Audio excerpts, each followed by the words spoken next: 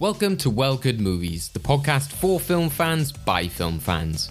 Every episode we look at films old and new to choose what should be preserved for all time in our movie vault. With lively topics, big questions and crazy challenges to entertain us and our guests, we always look to have fun by giving you the topics worth discussing and the movies worth watching, even if there are some duds along the way. But don't just take my word for it, here's a preview of what to expect in today's episode. I'm not going to lie, when watching this film, especially watching Merlin's acting, I just basically went to David, this is where Di gets a lot of his acting advice from. There's definitely a way where Di just copies a lot of these mannerisms. Oh, yeah, I agree. I'm going to get you a metal skull cap you can just wear around. It's my dream. Sometimes a dream, sometimes a nightmare. All right, Mr. DeMille, I'm ready for my close-up. Are you not entertained? I am your father. Wait!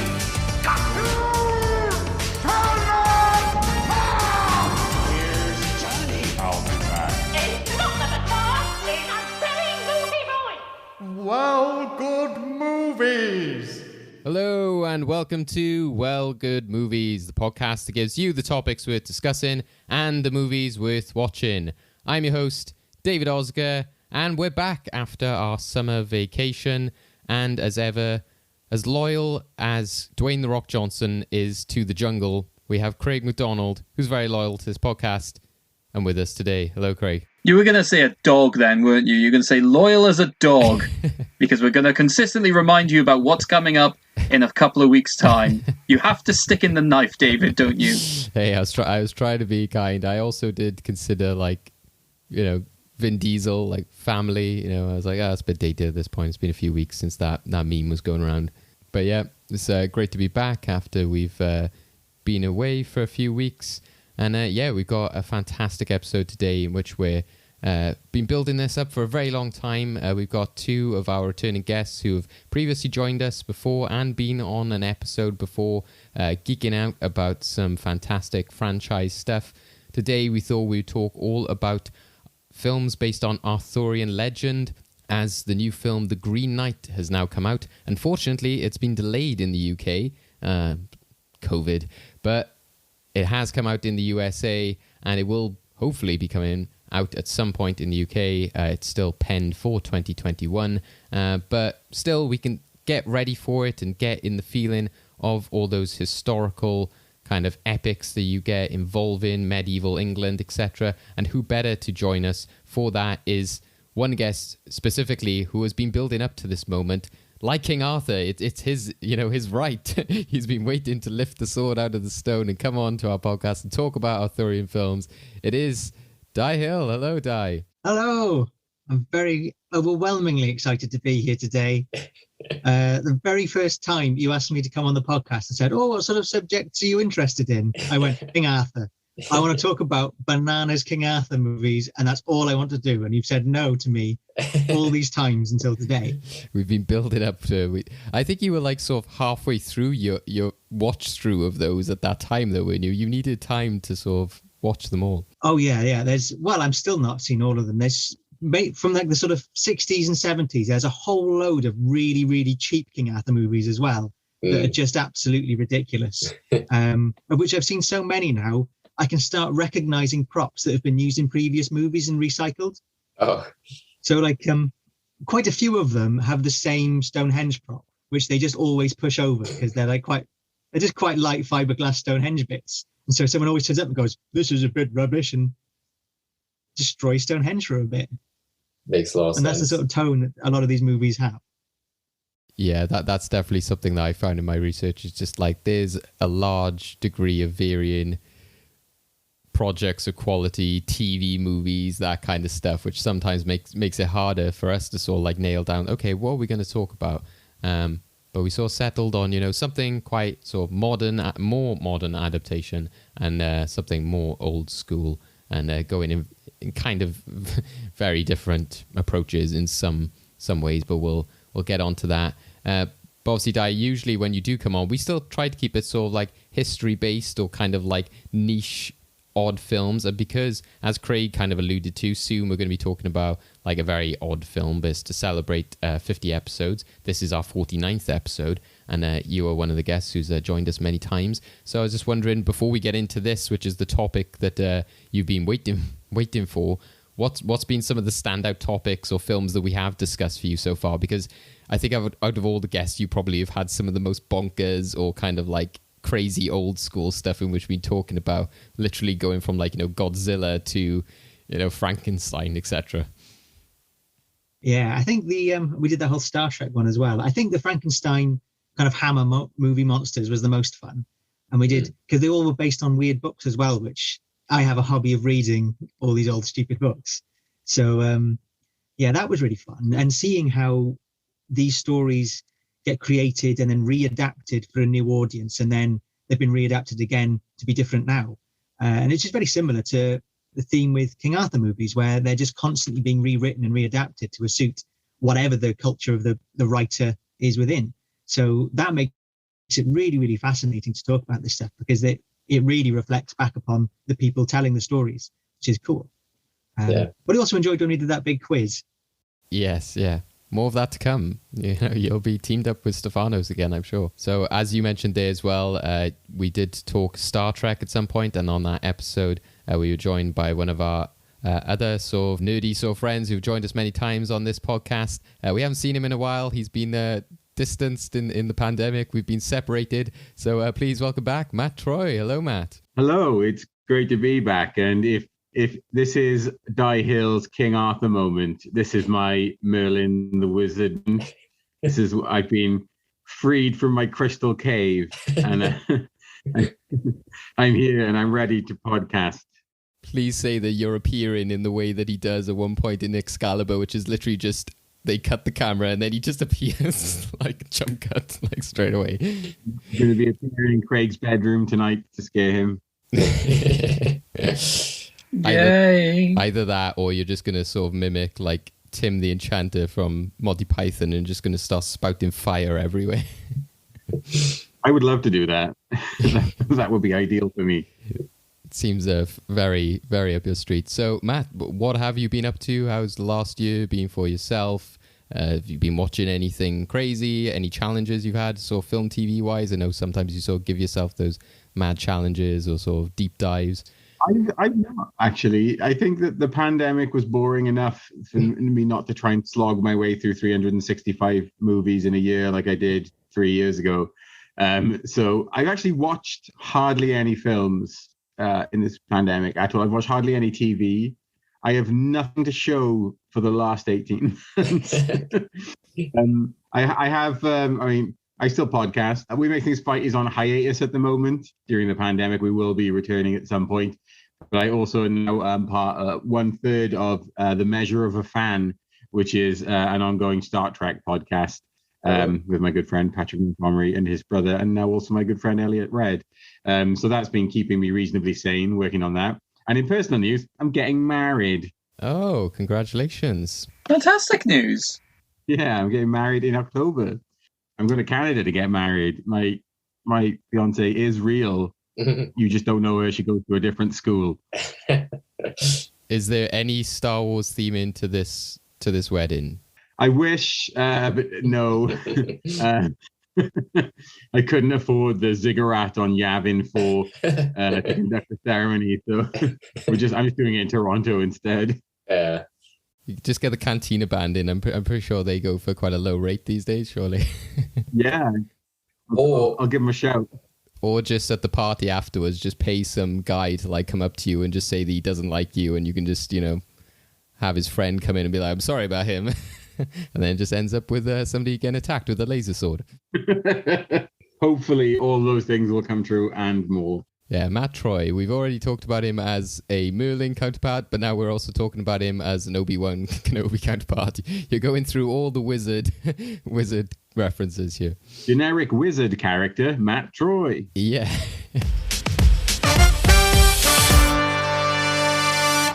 Like I said, we're very excited today, as you can tell, to talk about all of this. As I mentioned earlier, the main reason we were inspired to talk about it is because of The Green Knight, which is a story which is based on Arthurian legend.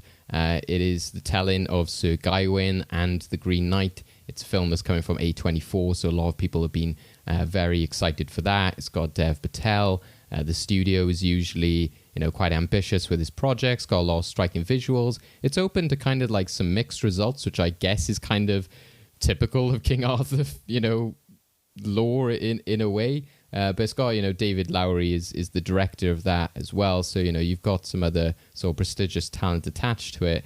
But it's really kind of the first King Arthur project for quite a long time. I know obviously Di will have one in mind, which was like the last one which came out. But it's surprising when you look at it how little there has been in the past few years. I suppose that they do kind of get mixed in with your Robin Hoods and then sometimes maybe more like historical, religious kind of like epics, etc. But I guess the kind of like historical, medieval stuff kind of has gone away, with especially one reason I wanted to talk about King Arthur was because that was very much of that time in which they were making films like Troy and Kingdom of Heaven and all of these kind of things.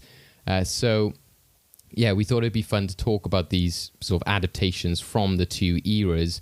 And as we've already established, we've got two sort of like experts here. We'll get on to like with Matt as well, like your links to sort of the Arthurian stuff. But Di, to sort of introduce us, to get us in the mood for all of this kind of stuff, we clearly need like a bit of a history lesson. So can you sort of teach us basic terms? What are the Arthurian legends? What are the stuff that you should expect or would think would come into an adaptation? What is the bread and butter of King Arthur?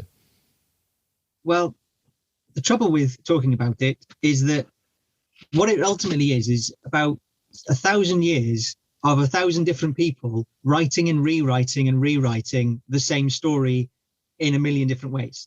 And so when you look at it from kind of the outside, it seems like this huge bustling anthill of a subject where you can never quite figure out what's going on. Which is kind of why it's so open to more interpretations. When we look at these modern movies, each one is wildly different and completely bananas from the last, because you can just pick and choose a bazillion different details and points that you want to. So I thought I'd give a brief overview of the actual literature, because actually it's pretty simple when you just break it down into a few genres in kind of chronological order. But basically, it begins in around about 600. There's the very first reference to King Arthur in a poem called The Gododin by the bard Aneirin.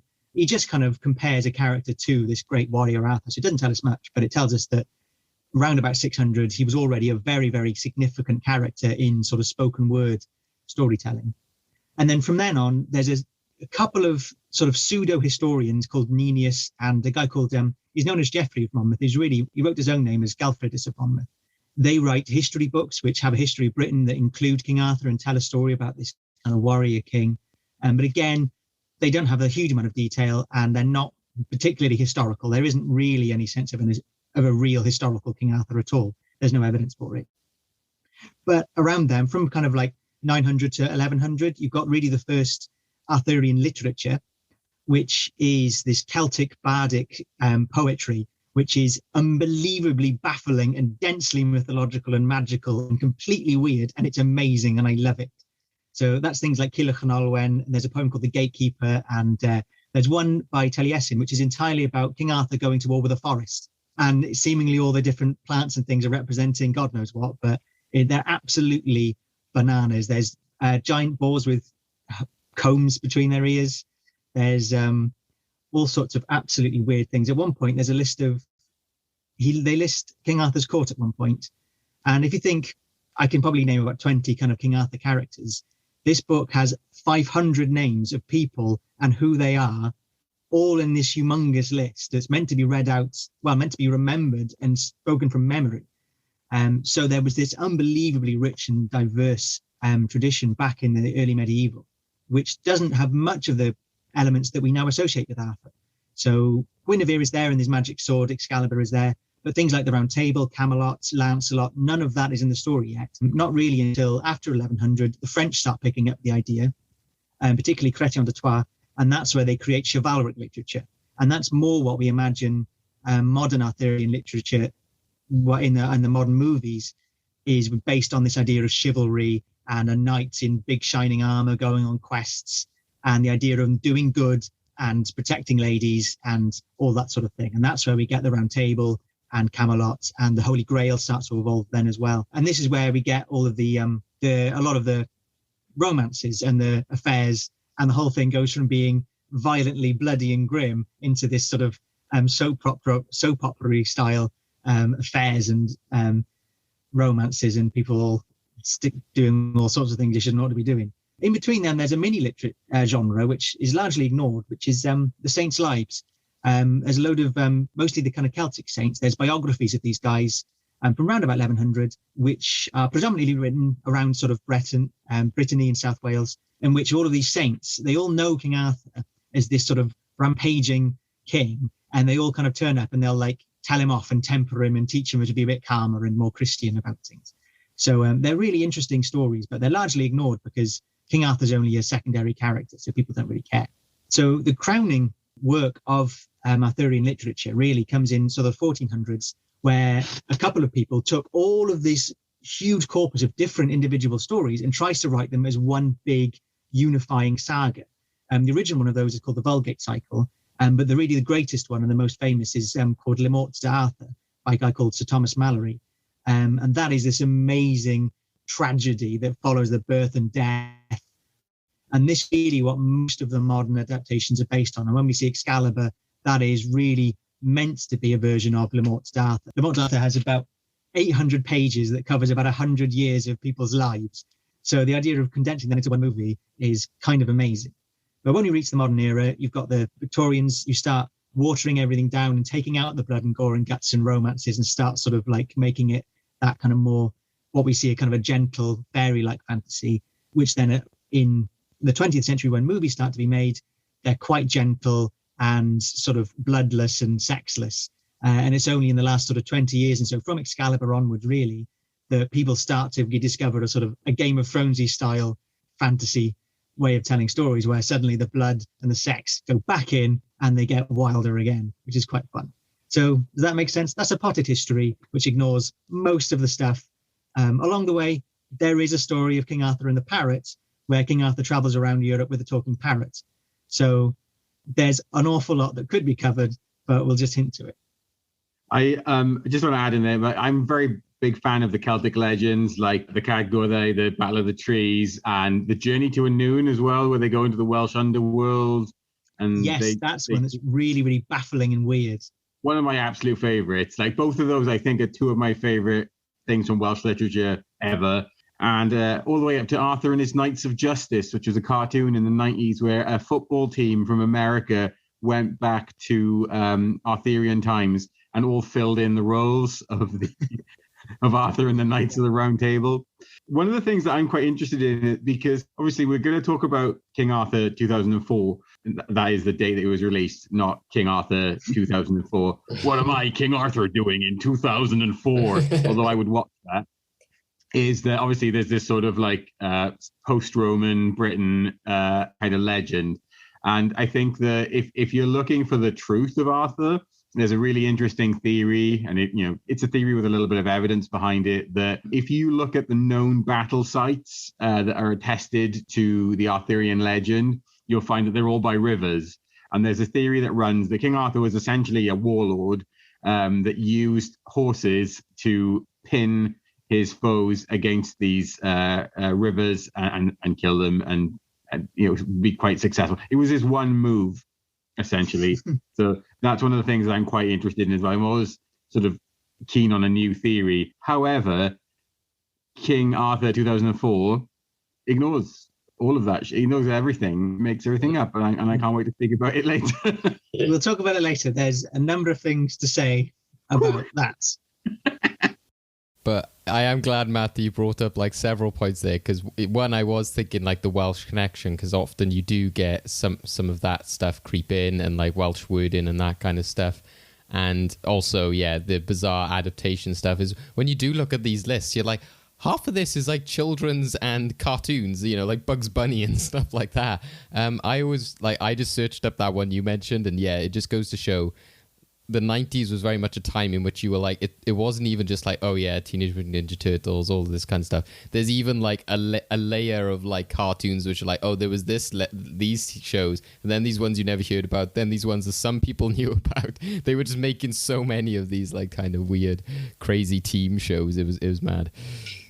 That Arthur and his Knights of Justice is not the only cartoon from that era, because there was also Prince Valiant, which was amazing and I loved, which was based around Prince Valiant, a sort of a brand new knight, King Arthur's court, and he had a friend who was a peasant, a friend who was a woman.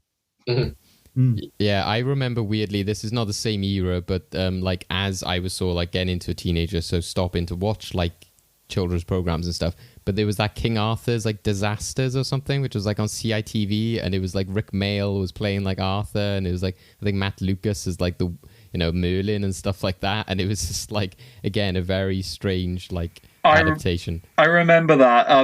I can't remember the actual name of the knights of the show, but it was like the worst knight in the land. Oh god, yeah. It was just basically about like things, how always things went wrong for him and stuff like that. It was a very strange adaptation of Arthur, but now Matt has said it, all I can think when we say King Arthur 2004 is like something like King Arthur 2024, like he's like just visiting, like if everyone's seen that film, it's just like that kind of like situation of King Arthur's turned up in modern day. That is the story, that like one day he'll come out of his cave and like turn up and like save the world, which ever since I was a kid, I've always imagined just some old man walking out of a cave being like, right, I'm going to save the COVID, I'm going to sort you out now.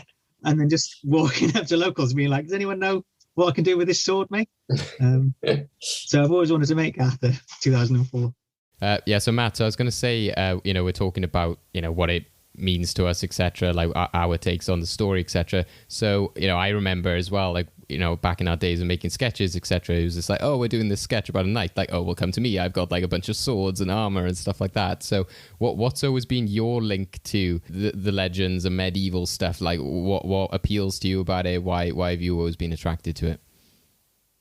I've been obsessed with it since I was a little kid, and I used to have like storybooks. I think like pretty much every British kid in general does at some point encounter this myth and this legend. I think my favorite thing about this is it's an ensemble piece.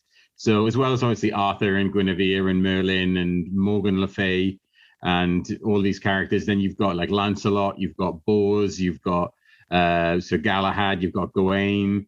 And it's just like so many different characters and so many different things. So you'll never kind of run out of people to follow, even if you kind of are interested in it for years. And then you sort of get right down into knights like Agravain or like just random background characters. And I always enjoyed that because you could, again, if you've got a show or a series that is based around a single superhero, and you know how I feel about superhero movies, I'm not a fan.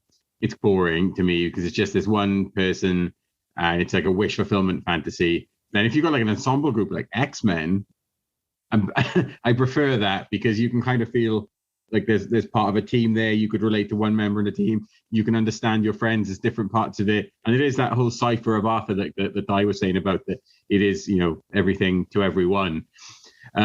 Captain Britain must be like your ideal superhero then. He's affiliated with the mutants and he's got the Arthurian legends there behind him. It's also awful. Like I said, the plot line, the ideas behind King Arthur 2004 were quite exciting to me because it was a totally new way of looking at it. But we'll see how that turned out later on.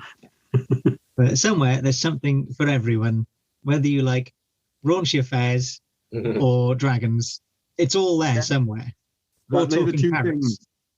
Yeah, they're the three things that people like. Yeah, and that's what's fascinating about looking at this is, like I said, when you look at the list of the adaptations, it's adaptations of Arthurian legend, adaptations of the Tristan legend, adaptations of Sir Gawain and the Green Knight, and the Connecticut Yankee, and there's Prince Valiant. There's so many, like you said, different facets and characters that you can focus on.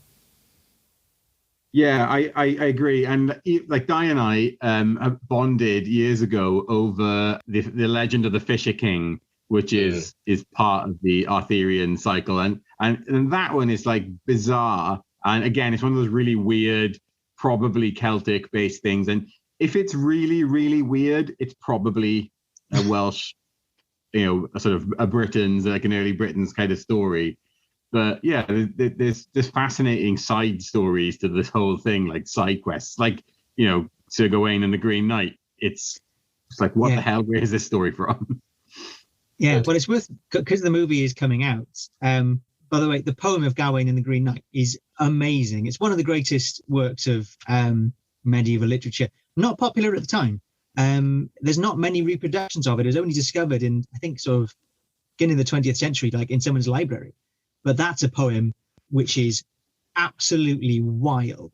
That's got these weird ideas that might be Christian, might be completely pagan. It might be a horror, or it might be this sort of weird, sort of erotic thriller in which he gets caught in this love triangle between a lady and the Lord, and he ends up making out with both the lady and her husband.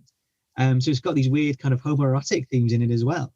That's a poem which is just wild. So it seems incredibly appropriate that the movie coming out looks completely wild as well. Interesting fact as well for you, David. The Battle of the Trees, the poem, was actually translated into Sanskrit and makes up some of the words from the Duel of Fates from the Phantom Menace. Wow. So it's nice that it isn't just gibberish then, like a lot of those kind of operatic soundtracks. It is not. Yeah. It is Sanskrit Battle of the Trees. And Battle of the Trees, I applied for something last year, like a poetry sort of radio commission thing, which unfortunately I didn't get. But that was the poem I put forward, which is probably why they didn't choose me, because it's weird and I didn't be reading the translation. But the story is, so like, is it, I forget which magician it was now. Is it like Mathematholic or one of those? No, that's the Irish king, isn't it? One of the, Gwydion, the North Wales magician. I can't remember it. It's a long time since I read that poem. It's so bizarre. So he's going to have a fight with the king of the underworld. So they raise an army of like trees using this sorceress called the Lady Akron. And they can win automatically. There's a snitch, essentially, in it. And the snitch is, if you guess the name of like the champion warrior of the other army, if you guess who it is, then you win outright. So the champion in the underworld army was the king Bendigeidfran, maybe as a ghost or a zombie. And he had a shield with an alder tree on it. And they were like, that's Bran's shield. That's who their secret warrior is. We guess it's Bran. And they're like, flip, we have to go home now. And representing these sort of strange nature battles is quite a common theme, which links back up to Gawain in the Green Knight, where you've got this sort of weird, like, you've got kind of seasonal battles almost often appear, where you've got this one duel which will decide the fate of the year almost. And that's what we get in Gawain in the Green Knight, where it's Christmas and they have this sort of dual game thing on one Christmas. And then he says, right, I'm not going to be around until next Christmas. So again, these weird relationships with nature and dueling and stuff in this cosmic sense of determining the fate of basically the weather, probably, the formation of the seasons is, there's loads and loads of weird layers of going on that you can interpret, or you can interpret it all to be something completely different. That's the fun of it. Yeah. It's the dark half and light half of the years that fight. You've got the Holly King and the Oak King, which also tie into Arthurian legend. And of course, the whole idea of like the Green Man, the spirit of the forest, which would have started out as a Celtic underworld deity and then slowly been degraded to a king of the fairies, to a mysterious figure that lives in the woods, to a local bogeyman even. And it's so cool. There's just so much fun in there. There's definitely stuff we'll get into as well with the adaptations, especially with Excalibur, I feel, in some ways, in terms of like some of like what we see in terms of other fantasy kind of stuff, I suppose. But also, looking at this list of adaptations, though, I hate to break it to you guys, but it might actually be a different film, though we're talking about this because of maybe not Gawain and the Green Knight. Maybe actually there's a Scooby-Doo direct-to-DVD film coming out this year called Scooby-Doo, and I can feel Craig's eyes already rolling to the back of his head with this. The Sword and the Scoob. With the sword in Scoob. Raggy, get this sword out of me. That's what it implies. Well, They've got they to pull the basic- sword out of Scooby-Doo. Whoever may remove this sword from this dog, may he become King of England. What they're basically saying is a vet is about to become King of England.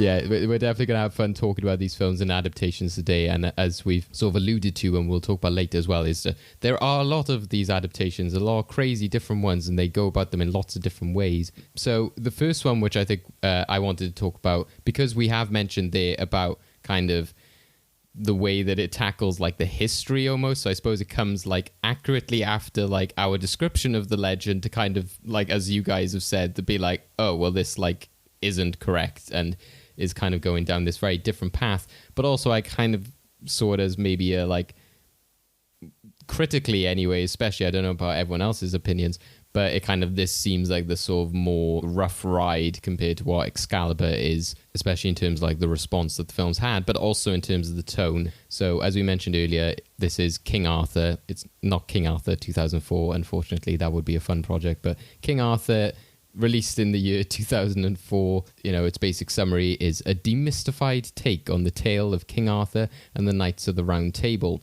This is directed by Antoine Fuqua, written by David Franzoni. You've got Clive Owen as Arthur. You got Keira Knightley as Guinevere. You got Johan Griffith as Lancelot, Mads Mikkelsen as Tristan, Joel Edgerton as Gawain, and Ray Winston as Bors, and also you've got Stellan Skarsgård as Surdik, and Stephen Delane as Merlin. So yeah, this was very much out at the time in which you were getting a lot of similar films mentioned before. Kingdom of Heaven, the sort of similar ones that they've put like on the IMDb, I do agree with in a lot of sense. Like they got The Eagle, which I remember seeing, which I didn't think was too bad.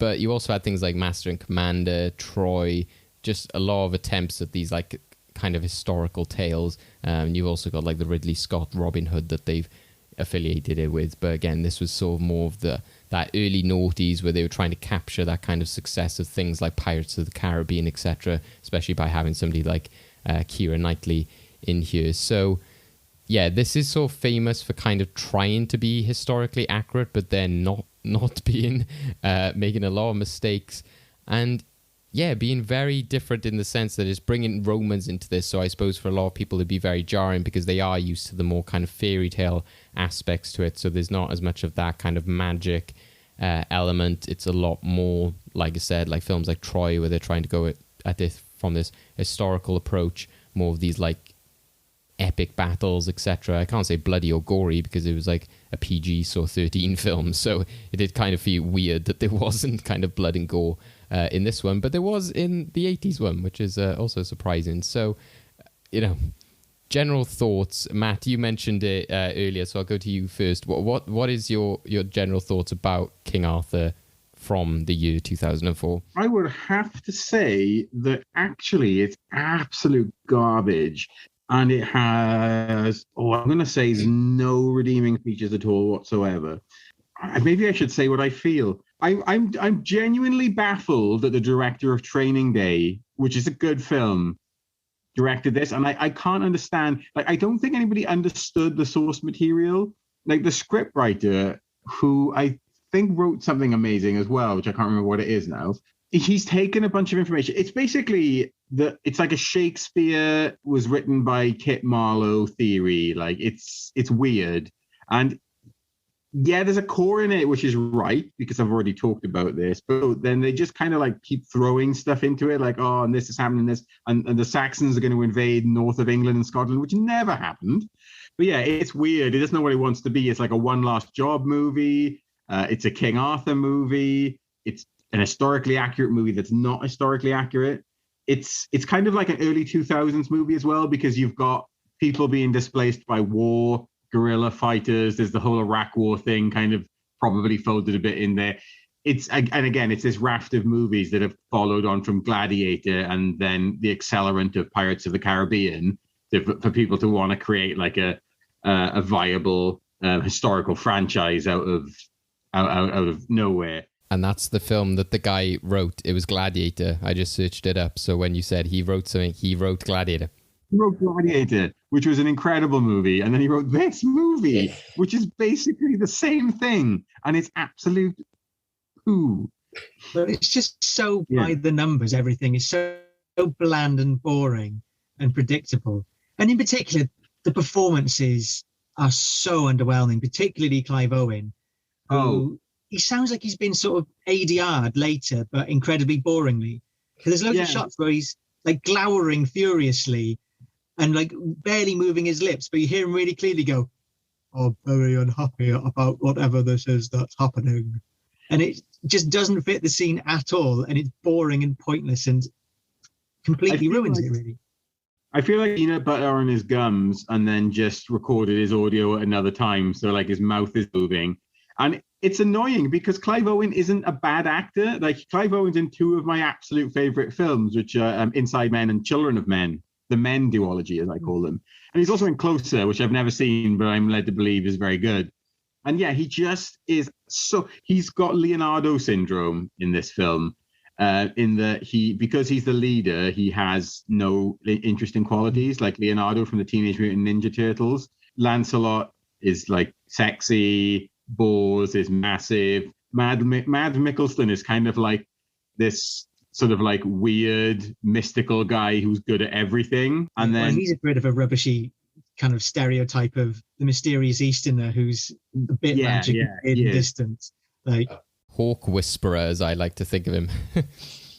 Yeah, dressed up like a sort of Mongolian warrior for some reason. Yeah, with a bird. He's got like a bird friend. For me, I definitely think the weirdest performance is Stellan Skarsgård as the leader of the Saxons. Because throughout it, he's just walking around as if he's drunk. And just every now and then, he just mumbles something and then eventually just goes, "Killer, burn him." Just at the end of every conversation that Dave and I were just joking about it. First of all, we found it bizarre in his opening scene. He stops one of his men from like assaulting a woman, and then she thanks him, and he's like, "Killer." It's like, what? Why? And then we just joked at the end of every scene he was just going to randomly have something killed or burned just out of nowhere. But he just had no charisma whatsoever, and he was just there, and we were like, "Why are you here? What are you doing?" It's the issue of having a villain who never meets the hero. So he's not an antagonist because he just doesn't meet Arthur ever. Yeah. In all the movies where you have like this sort of mysterious villain who's like looking over a crystal ball or something, following the villain, being like the hero being like, "I'll catch you one day," and it's a bit abstract and weird. It's like that. And so they're having to try to desperately create some sort of character without having any emotional connection with the heroes. The bizarre thing about the Saxons as well in this film, and Stellan Skarsgård in particular, is that you can't even say they're on the other side of the wall, because at various points they're on both sides of the wall, and he's like, they have no idea. Like, the people in the film have not done any research about what Saxons are. These are Vikings that they're fighting here. They look like Vikings, and they talk like Vikings, and they do Viking things. And I just don't believe that anyone's put any real effort into creating quote unquote Saxons for this movie. Well, to be fair, the Saxons at that era were raiders who would turn up on ships and raid the eastern seaboard. But it's the issue of like, why did they go the other side of if you're on a boat, you can just sail a bit south of the wall and then walk in and just dodge the wall completely.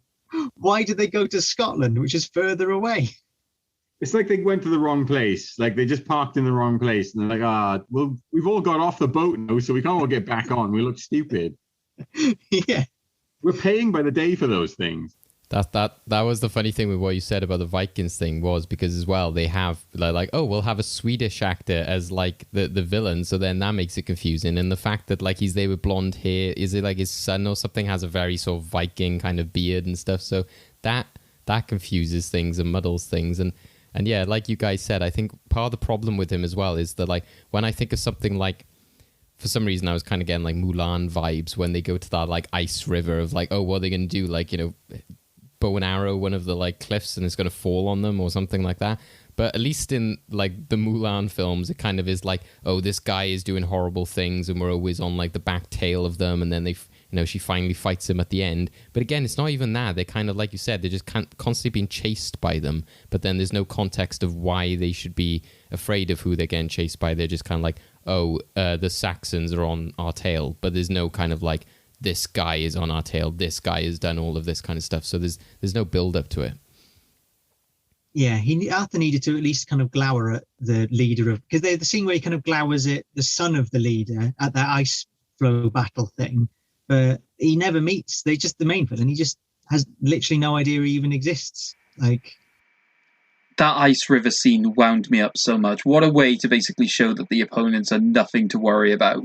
If literally all they're doing are firing arrows at you completely missing, like, I'm pretty sure some people were just like not aiming and still killing like soldiers. And the fact that they were still willing to move across loads of cracked ice, which the moment it smashes, all of it just instantly goes and they just start plummeting. And also, when the Saxons are being shot at, why does nobody they've all got shields in their hands. Just lift it up, mate. Yeah. Just lift the shield up and they won't shoot you with arrows anymore. It's really simple. The Saxons are famous for one thing, well, combat-wise. It's the shield wall. And they just don't bother. It's amazing. Something funny that Craig also like pointed out when we were watching it as well. Which was the fact that like they kept marching with a kind of like Roman artillery kind of sound effect of like heavy like armor and kind of like, where like, really lots of metal clanging together. But when you see them, they're just there with like fabric and leather boots and stuff. And they have some swords and shields. They're wearing shoes. Yeah, they were just walking like an actual like heavy artillery armored force. And I was like, what are you doing? This is just bad, like they design. also had drummers drumming a beat with no drum beat audible. Like, just there's some person there going like, and nothing's happening. And all you could hear is just like the marching, and I'm just looking at their feet like they're wearing shoes. Like, how are they making this amount of noise on ice as well? Like, what's going on? Yeah, you haven't got the excuse of like, oh, this is a 70s or 80s or even 90s film. It's like you've had like Lord of the Rings, you've had lots of other epics which have managed to pull off these kind of like massive battle scenes. So I was just there thinking like, who worked on this? Did they just have no idea what they were doing, or were they from like, a smaller, like TV background or something like that? Because there just wasn't any kind of like sense of one like scale. Like the ending of the film actually made me laugh. Like, Craig can attest to this. I was like actually like laughing the amount of times in which they were like, there's 6 guys and like an entire army. I joked at one point, like, did they just not have budget for the other half of the army? Like, we'll have this big war between 2 armies, but we just won't have the one half because we don't have the budget for it. Because it was like, how did they keep getting bested by just 6 guys running around in the mist? That's the bit that annoyed me. They were like, ooh, we'll use the mist. And like, it was like, but that should be detrimental to Arthur and his friends as well. They haven't got superpowers and can see through mist. Specifically as well, we're going to have half our army single file through the gates, go out there like, where's everyone? And just get absolutely destroyed. And then they single file everyone in again, and they just bewildered again of what's going on. It's just like, oh, come on, lads. Yeah. And there's an indeterminate amount of the sort of Celtic friends who like, there's like one shot where there seems to be like 100 guys running in to help out. And then like when they get to the battle, you can never entirely tell how many of those Picts are actually meant to be there or not. Occasionally there's loads. Thank you for saying there's just one. As well, Di, because they are definitely Picts. That's what they are. I don't know where this woad thing comes from, right? Well, I thought it's sort of, I think the idea is that it's meant to be sort of them disrespecting the native people because they don't like them. But if you're going to be doing that, like Arthur should start giving them a different name when he comes to respect them. Yeah. There should be a moment where he goes, wait, you're not just dirty woads, you're people. You are the Picts or the Britons or something, but it's just an afterthought, really. If I'm right, woad is the body paint that they wear, isn't it? The blue paint? Yeah, and there's no evidence that the Picts wore woad. It's mentioned a few hundred years, Caesar, when he invaded in his books, he mentions the British in southern Britain as wearing woad. But hundreds of years later, on the other end of the island, so where it's cold, people imagine that they wore woad, but there's no evidence at all. They probably wore clothes, I reckon. One thing I would really like to complain about, and this is obviously, as my character for this podcast, is the absolute lack of Merlin in this. Yeah. Like, why Agreed. even bother setting up Stephen Delane, the awesome Stephen Delane, who plays Stannis Baratheon in Game of Thrones, as Merlin, if he's going to do nothing? And what's even more frustrating about that Merlin character is that we find out halfway through the film that he killed Arthur's mother. And it just seems like somebody leaned over the scriptwriter's shoulder and went, put in a bit where he kills Arthur's mother. What? No, just put it in now. It's like, shouldn't I put it in the beginning so he can put, nah, just put it in now. Yeah, and it's a flashback when there's been no flashbacks before in the movie. And suddenly you're like, oh, flashback now. And then to have it right at the end, it's like the guy who killed his mother marries him. I just love as well when he picks up the sword, like there's some awful child acting in this. You know, again, you can be forgiving to child actors sometimes, but in this, it's like, why are they all consistently bad? But the fact that like that kid just picks up the sword and just runs at a burning building, because again, I laughed when the mother died because it was like so just badly shot, and just the way a like cart hits her and she just falls over, and his instant reaction is, I'm going to get a sword and just go into the burning building. It was like, what? I think your exact words at the time is like, what's he going to do? Fight the fire with a sword? Yeah. But also with Clive Owen, something I was going to mention as well is, like you guys said, he has such like bad dialogue, but I hated the way he was almost just this tool for the plot a lot of the times, in which he just didn't have a character. And then he kind of, there's one really stands out to me. I think it's when the boy that they save, the sort of Romans that they have to sort of extract from that certain fort or castle or whatever. And he sort of like walks up to him and be like, so what are you going to do now? Or like, how do you feel about this? Or something like that. It was just such a hammy way of just being like, oh, we haven't heard from this kid. Let's get Arthur to like, you know, bring in this topic of like how he feels about the Romans and the Britons and stuff. So he was like, so are you like worried about your father or something like that? It was just such a, and he just kept doing that. Then he kept then going to these characters like, Lancelot, what do you feel about this? And like, it's like, as almost, they couldn't have any natural dialogue or scenes in which things were just like happening through setup. They were just like, oh, well, we'll just have Arthur introduce this plot point, or like Arthur will introduce this bit of emotion. And it's like, and it was just weird to me that as well. Did anyone else feel he looked a bit like Nicolas Cage in the final fight? Like, why did he dress in black and like suddenly have like eyeliner on and stuff? It was so strange.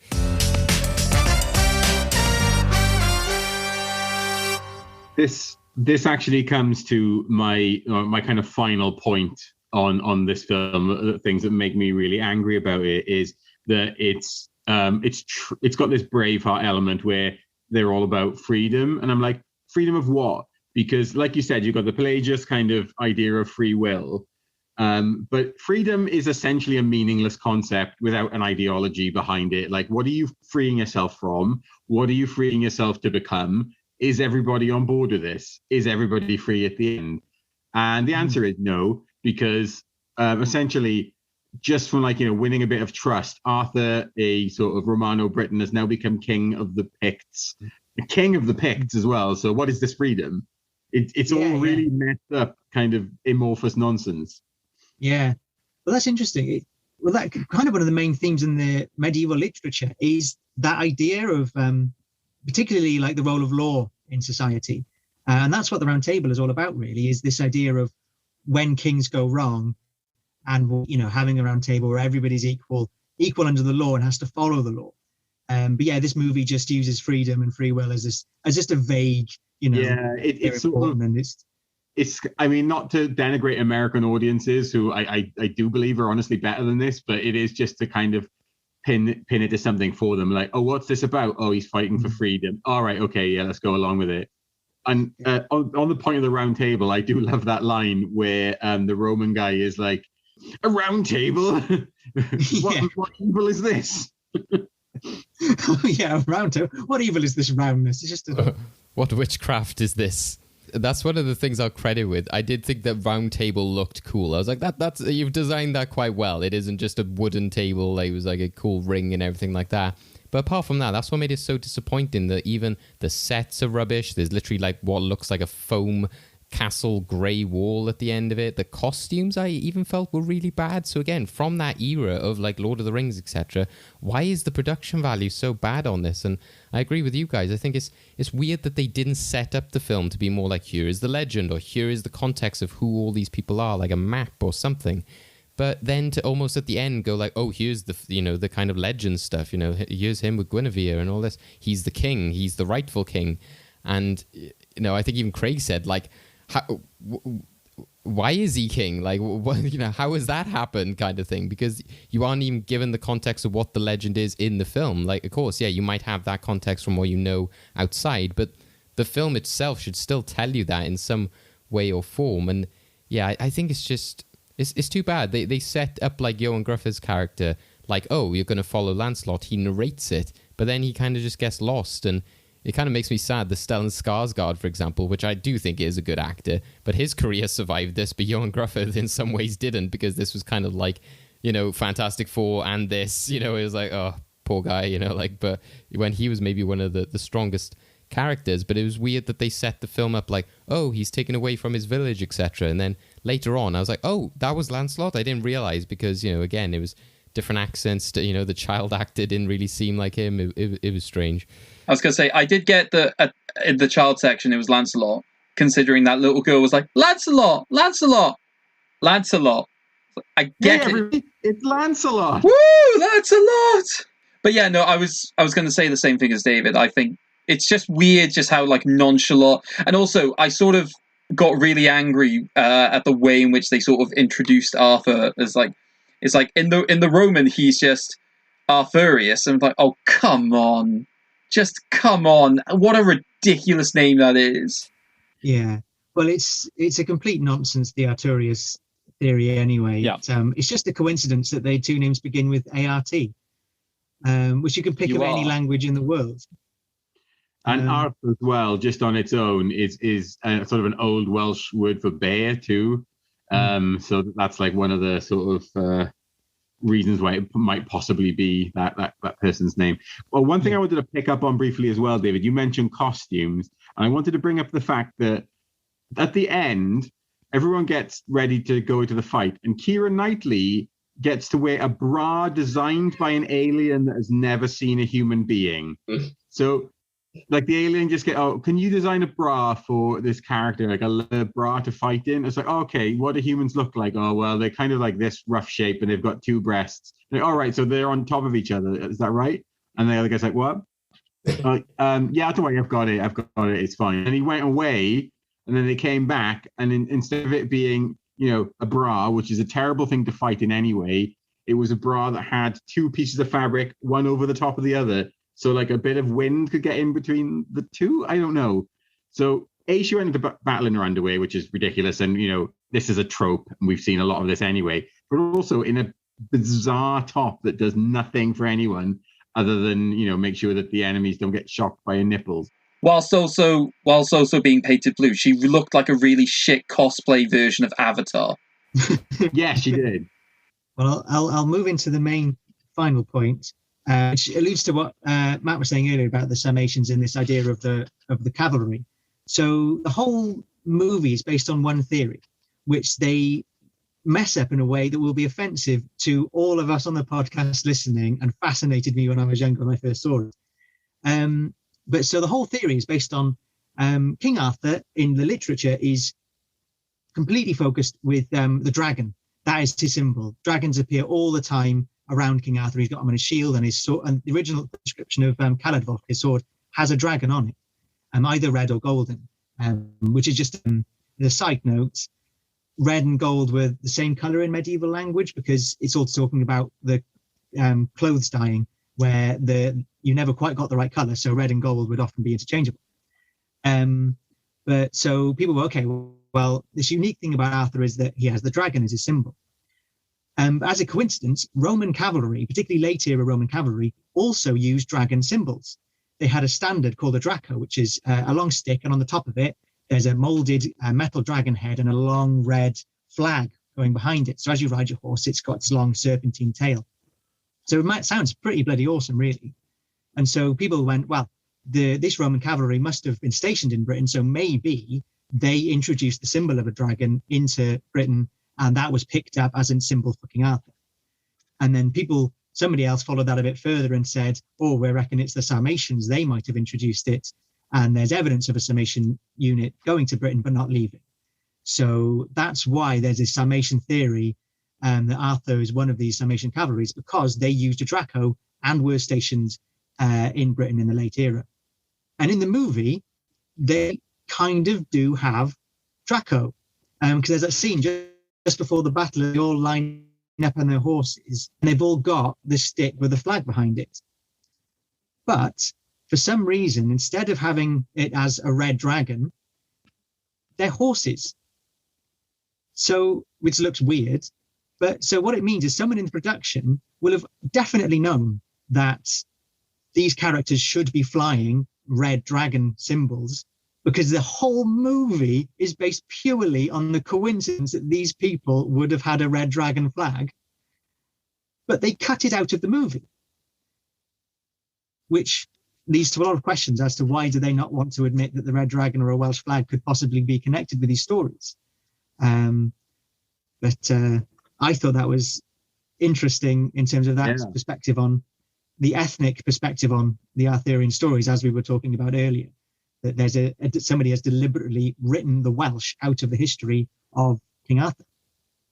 Yeah, and just a tiny point on that. I'm actually down for a Sarmatian King Arthur. If they found some evidence somehow that he was Sarmatian, I think that's a really cool story. That and just generally as a movie, that would be, if they'd leaned into that more and made them cast actual kind of people who were ethnically similar to Sarmatian. So they would have more kind of Turkic, really, kind of more like the Huns.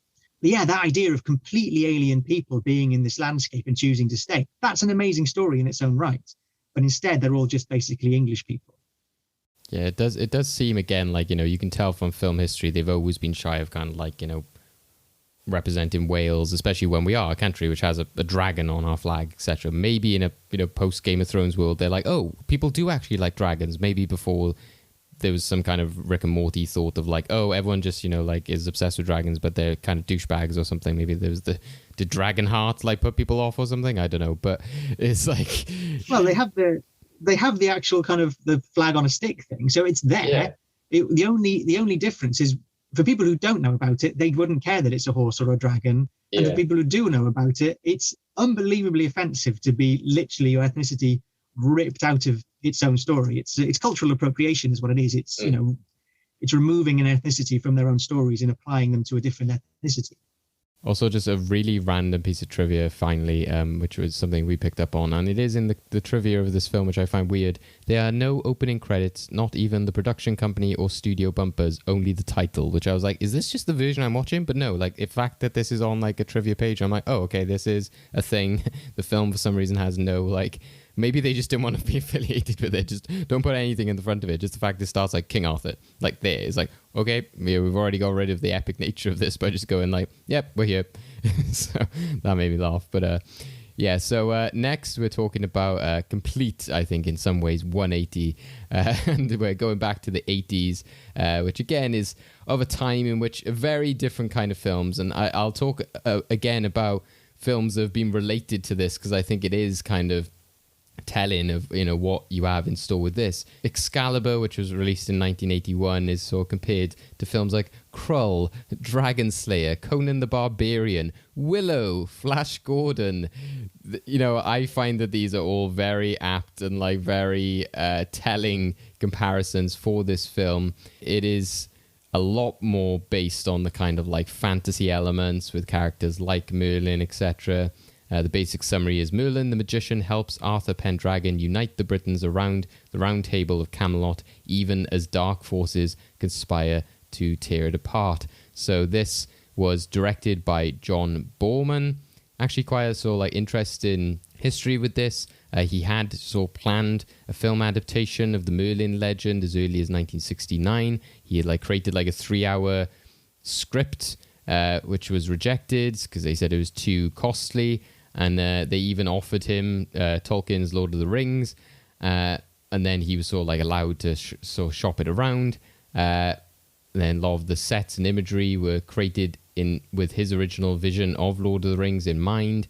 and then eventually they sort of like went back to this project. And yeah, it's surprisingly it was kind of like a success. I think like the budget was sort of like about 11 million, something like that, and it was potentially brought in worldwide. It says about 34, which only says US and Canada 34, and then gross worldwide 34. So I'm like, did it not even come out in the UK? Or again, are we just being put in within the US numbers? Because again, that would be troubling for UK moviegoers and being taken out of what should be our history and our legends. But yeah, this film is again another one with a big cast, a lot of famous faces who had like some of their early career breaks here.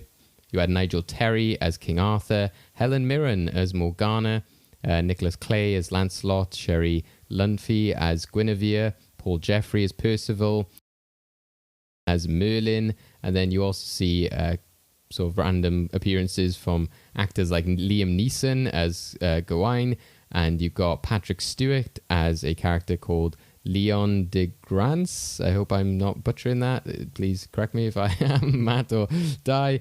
And yeah, you also get Clive Swift as Hector, which I found funny, who was in this film. So yeah, this is going down more of the traditional kind of King Arthur stuff, very of the 80s, very crazy, very like a longer film, and sort of crams a lot of the history in. So Di, what is your feelings on Excalibur? Well, it's a lot more fun than King Arthur 2004, because at least everyone's not mumbling all the time. They're just shouting all the time, even when they're meant to be whispering. There's a moment where Uther is like at the dinner and he sees Igraine dancing and he's meant to be whispering, "Oh, I really fancy that lady." And his like friend, he goes, "Oh no, that's dangerous." But he goes, "I bloody fancy her." And his friend goes, "But what about the pact? We should keep this secret." And it's the loudest anybody's ever whispered. And that's the whole of this movie. It's just people going at 6,000 miles an hour. And it's, I thought, a huge amount of fun, actually. Rewatching it, it was a lot more fun than I remembered it being in the past. But that might just be because I'm a bit dead to the insanity of things. I think from my perspective, this was a way better movie because it wasn't trying to stretch the elasticated fabric of the truth over the barbed wire fence of what they were trying to create. Like, this was a movie where I think people, I don't necessarily think they were having fun. Maybe they were, but it was a much better movie. And it, like, just some of the performances in it are absolutely wild. Like, I was immediately in love with Helen Mirren with a high ponytail, dressed in sexy Metal Gear. And also just like Nicole Williamson, Nicole, I don't know how it's pronounced, but who plays Merlin. And apparently there was beef between these two characters as well. These two people, they like fallen out in performance of Macbeth 7 years before. But those two together on screen, just cheering up the scenery, is amazing. And then you've got him saying things like, "The days of our kind are numbered." What? And then he's "all things meet their opposite." Like, what are you doing? I'm not going to lie. When watching this film, especially watching Merlin's acting, I just went to David, because obviously we're like, all four of us have done sketches in the past. I just basically went to David. This is where Di gets a lot of his acting like advice from. There's definitely a way where Di just copies a lot of these mannerisms. Oh, yeah, I agree. I'm going to get you a metal skull cap you can just wear around. It's my dream. Sometimes a dream, sometimes a nightmare. One of my favorite lines was, "Looking at the cake is like looking at the future. Until you've tasted it, what do you really know?" And then, of course, it's too late. And then Arthur takes a bite of it and he's like, "Too late." It's just like, what? Like, again, that's like in one of the dinner scenes, which everyone's like loud and dancing and stuff. And he's just there like, "Looking at a cake is like looking at the future." And you're like, what is going on here? Can I also say, I'm super on board for Bristolian Arthur. Oh my God. You know, like how we're on board for Sarmatian Arthur. Kind of, "Hello there, I pulled up their sword from the stone. What's going on there?" There were times where his accent was a mixture of like West Country, but also like really, really deep Belfast. Like there were just moments. Well, a lot of actors are in it because a lot of them are Irish actors. So every now and again, people suddenly sound really Irish. Yeah. Oh, God, yeah, like Liam Neeson. Yeah, that would make sense, actually. I didn't think of that at the time. I saw it as more of a, like, well, maybe not. I didn't think he was American, but that kind of like, oh, somebody's struggling with an accent, again, mixed up between the different dialects. But yeah, actually, the fact that if he's Irish, that would make sense. Well, you see it with Percival as well. Like, I think that it's sort of a representation of them becoming like a royal or sort of an aristocratic figure, because Arthur starts off as this like country bumpkin, but Percival is the same, and then as the film progresses and he becomes, you know, Sir Percival, then his accent sort of changes into this slightly more heroic, you know, sort of speech pattern. Yeah, I think it's a deliberate choice to try to represent. Basically, he's not a good enough actor to represent a man going from like the age of 17 to 90. And he tries to do that via a series of UK accents. He's like, the sort of Somerset, that's a child's accent. The Midlands, oh, that's an adult accent. And an old man is from Northern Ireland. Yeah, definitely. Another thing I really enjoyed about this, relating to the very loud speaking, is the very loud armor. Like in literally, Yeah. Why don't they ever take it off? Why are they all like dressed in this, like, they've all got one outfit and they just clunk around in it? The amount of times people are going to doing the business but wearing full armor, it's crazy. Yeah. Or eating, just sat around the table, like, just making And a the lot amount of of noise. times they're in water as well. There's a big thing in the movie about half submerging people in water. Like a lot of the key scenes, like Arthur sort of becoming the king, and they're all up to their waists in water. And it happens about, I think I counted like 5 or 6 instances of this, not including the Lady of the Lake. Yeah. No, it's constant there. They're always, but you always think must be terrible on the poor armor. Just going to rust immediately. I kind of did enjoy that element, though, is that, again, when you look at, like, the storybooks and you have that very typical, like, the pointed, like, you know, armor, and, like, again, when I was young, I used to have, like the medieval toy sets of, like, Playmobil and stuff, and I had, like, a castle, and you could, like, have, like, a battering ram, which would, like, bulldoze down a wall and stuff like that, and a lot of the knights would be, like, they'd have these little purple feathers, or there was a gold one and a white one, and I was watching it thinking, like, oh, this is like that, because a lot of the time, Hollywood can be a bit more like, oh, and it's like, scale it back, or maybe for historical accuracy of being like, you know, let's just make it a bit less over the top, you know, more of a practical helmet. So I did enjoy here that they did have kind of like, you know, the wings and like, you know, the jaggedness, and like, you know, mine looks like a wolf and mine looks like a, you know, a horse and a dragon and all that kind of stuff. So it very much did embrace that. And again, after watching the 2004 King Arthur, I was like, how is this, the 80s film, better production values? Because I felt here, again, for a film that was so dated and old, I didn't really question any of the visual effects or anything, apart from that jokey one I mentioned earlier where Merlin literally just jump cuts out of a scene, but I just found that comedically funny. But apart from that, I thought it stood up quite well for, like, you know, again, the times they were making it. Well, I mean, the thing that you mentioned to me, literally right at the beginning of the film, you went, and just like that, there's already more castles in this film than there was in the other Arthur film. Mm. And there was literally just the sieging of one castle. You could also kind of get like a vibe of like, this seemed like a nightmare kind of production. Because like you said, Matt, there was already beef between like the performers with the whole Macbeth situation. But also, again, it just seemed like one of those in which, like, you hear about it on like different sets, etc., like The Shining and stuff like that, you know, which it was like, oh, it was an uncomfortable environment, or like, you know, the director's like throwing everything at it. And it seemed like that with this film of like, you know, he had a very specific vision. And I was reading up, and apparently the initial fight scene had to be filmed 3 times because, you know, it was filmed at night, and all of the filming they did came out underexposed. So due to like a fault with the exposure meter. So the cameraman apparently had a nervous breakdown and like had to quit the film because of it. And I was like, yeah, I can imagine that would have happened, because there seemed to be such like dedication to like the visuals and like music, especially. Like, oh God, don't even get me started on the music. Oh yeah, because they use the Karina Bamana, don't they, by Carl Orff in this film. Yeah. Well, they didn't have a budget for the music, so it's mostly from the Wagner's Ring Cycle, because it was free, because it was out of copyright. That's what I thought it was. So almost all because the of that. music is just stolen from bits of the Ring cycle. But then why did they not use it fully the way through? Most of the time, it just kind of weirdly faded out from scenes. I was like, why didn't you just keep it going? I think the best moment is definitely where it's where some of Mordred's men are going, can you hear that? And it's the music started playing, and David was just like, it's almost as if they have a massive boombox just like playing it around with them as they go.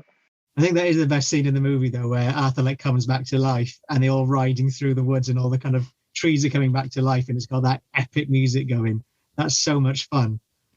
I was quite interested in. I don't know if you've ever seen Ken Russell's The Devils, and I initially I was like, is this Ken Russell? And then I looked up and obviously it was John Borman, but they kind of have like weird little similarities in there, because Ken Russell's The Devils is about this priest in France in the medieval times who was like tried for witchcraft, and it's just like these very dramatic looking stone sort of buildings, like that weird cross that seemed to glow in the background. And I loved all that stuff about it, actually. And yeah, the use of music. I love the fact that when they're riding through the forest, all of the blossoms are flying off the trees into their face. And I was like, that's good, but it's really shit in the way that it's been done. So it's really bad in the way it's been done. Because obviously I think it was just the limitations of the camera work at the time. That would be more dramatic now, probably slow motion, whatever. But it was just them riding through the forest with a whole bunch of tree blossoms blowing in their face. Yeah, it almost reminded me of the Baz Luhrmann, like Romeo and Juliet, in the sense of like, this is like what this wanted to be, but obviously for the 80s, in this kind of like, oh, and just make this sort of bombastic, like, adaptation of this film by putting like crazy music in it and being very like dramatized and making it very, you know, like theatrical, and like a lot of the actors, etc., seem to be embracing now, like taking the sort of like cheesiness and the theatrics of it very seriously, as we mentioned with like Merlin, etc., and the music, etc. It seemed very much like it was just going for this kind of like, just be bold. Yeah, well, my interpretation of it is I have here Le Morte d'Arthur, which, if you can see on the camera, is gigantic and is 834 pages. Guess how many chapters there are in this book? 45? I was going to say 50. So there's 21 books. Each one is divided between 15 to 20 small chapters. Oh, wow. So you're talking hundreds of chapters. But can you imagine, like, this whole book, they're trying to do that whole thing in 2 hours. So, of course, you've got to be as loud and fast and ridiculous as possible, because you're just trying to fit an absurd amount in, an entire lifetime in about 2 minutes. So I think that says, you know, kind of the struggle that they were dealing with in that movie of trying to get all that across. But can you imagine? They say they were trying to make it a Lord of the Rings movie originally, and you can see in a lot of the costumes, particularly those black armors that people wear, you can see they look quite orcish in the designs of bits and things. You can imagine them being orcs. But imagine if they had done this style for the Lord of the Rings. Like, how mad would that be? Like all 3 Lord of the Rings in one movie. Yeah, and Nicole Williamson as Gandalf. Gandalf.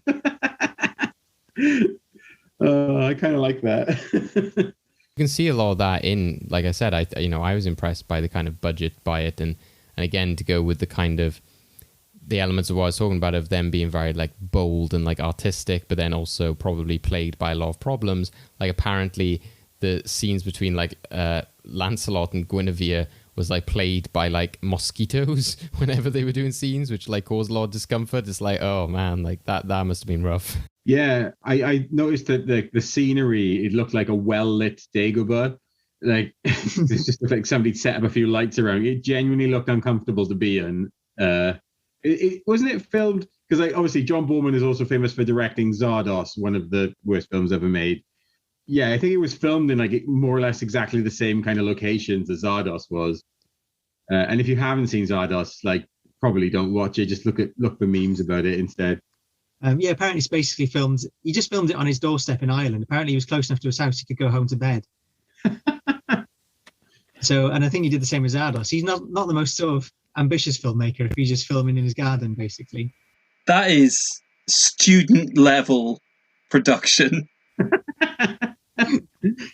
Yeah. Yeah, while I did appreciate a lot of visuals, like I loved like when Merlin had those like creepy like red eyes and stuff. That looked terrifying.